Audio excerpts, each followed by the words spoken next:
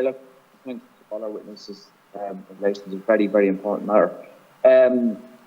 Just in relation to the previous discussion in relation to home care, it's shaping up that, fact that 50% of home care hours now are publicly provided, and probably more than 40% is from the private sector. And in SIP2's opening statement, they said that obviously this trend is moving towards a model of private care in relation to home care. Now, obviously, there's a huge downside to that in relation to paying conditions, and I've just worked it out that the mean hourly pay from HSE, HCA hours would be the mean. The mean would be probably about $16.50, and then in the private sector it's $12.50. So that's a considerable amount of money per hour. So it's probably €4 extra, if not more, in relation to the public sector. Now, obviously, home care providers and the private sector are getting enormous amounts of money from the HSE.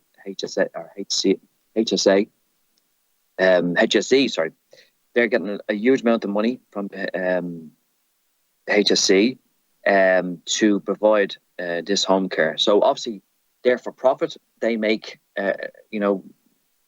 obviously profit from that, while at the same time they're putting pressure on paying conditions for their workers. Now, there is a reason why workers are leaving that sector, particularly in the private sector, because of them paying conditions. And there is a retention issue in relation to that. There's no getting away from that, and that spills over also the public sector as well. So my kind of main question is, if that's the case, but there's obviously a worry that what we've seen in the kind of the nursing home sector in Ireland, that 15, 20 years ago it was 80% provided by the state. Now it's 20%, and the roles are reversed.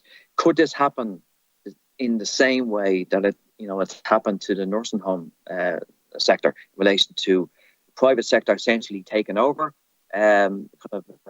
which I would argue that it's a service for public good rather than profit? And obviously what happens then, that it brings a downward pressure on workers' wages, which is a really bad thing. Thank you. Good morning. Your comments I'd fully share 100% in relation to your observations. Not alone is the hourly rate significantly lesser in the private for-profit providers on our members. They don't have access to guaranteed hours. They don't have sick pay. They have no superannuation scheme, no maternity pay in a lot of cases, etc. So it is, in our view, a race to the bottom in relation to terms and conditions of employment. So we would be anxious that where we now have established terms and conditions which recognise the role and responsibility and the efforts of our workers in providing home care, which is important. We all have family members and involved and have seen the benefits of it, that it should not be a race to the bottom, and it shouldn't be about securing hours based on how little you pay the worker. Our aim is that, the HSE, Department of Health, Government have now established these rates with ourselves through the third-party machinery, and it's to maximise those hours that are available to avoid the scenario you alluded to there. Could I just add to that, Deputy Kenny, a very quick comment? The question you referenced about could what happened in the nursing home sector happen in this? Well, it could, but it wouldn't if we all got on board the Sláinte care bus. Simple as, because it would be treated as a different type of citizen's right, and it would be delivered in that way. And I don't think, whereas the nursing home sector it happened by degree almost death by 1,000 cuts, because the for-profit organisations were kind of lurking around looking for that type of business. And I don't mean this to be disrespectful, but they're a profit-making industry, and I don't think we should allow that to happen. Sorry, Deputy Kenny, can I just add one more point just to finish that off and to round it out? There's a very real threat to the service I see at the moment, and it's the fact that the HSE is already unable to fulfil the needs of the citizens and is already giving 10 million hours a year to the private for-profit sector. And they, as everyone has said, have to build in the difference between wages is the profit that the private sector has to make. And if the HSE doesn't resource it properly with the willingness of government and Sláintecare and the Department of Health and all those people, what we will see that happening. And one thing that just worries me with nursing homes, there was some obvious tax incentives around nursing homes that made it a very lucrative area to invest in for a long time. And I think this is why this conversation is so important, that it's happening now and that we get the sector resourced properly through direct labour, that there isn't that opportunity for the private sector to say, oh, you're on a statutory footing. There's now every person in this country over 18 has a right to statutory home care. We'll provide it.